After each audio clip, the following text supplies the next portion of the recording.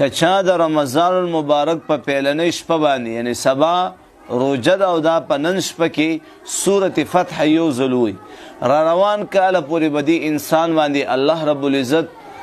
د فراخی دروازې د خوشحالو دروازې به په الله پاک را کولاوي کی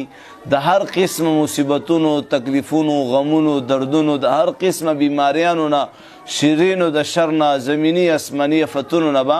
الله رب العزت د دې انسان د دې نارینه زنانه الله به حفاظت کوي نو موږ تاسو ټول پکار دي چې ان شاء الله د دې عمل اهتمام وکړو او یو ځل سورة فتح دا آسان عمل له نو ټول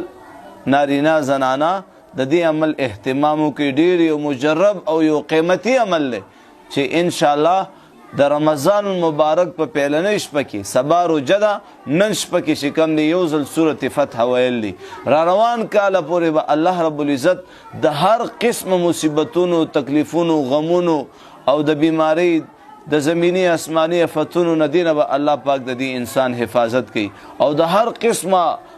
شیرینو د شر نه به الله پاک محفوظ ساتي او الله رب العزت به د فراخي دروازې د خوشحالو دروازې د اسانۍ دروازې به الله پاک را کولاوي کې نو ټول د دې اهتمام وکړي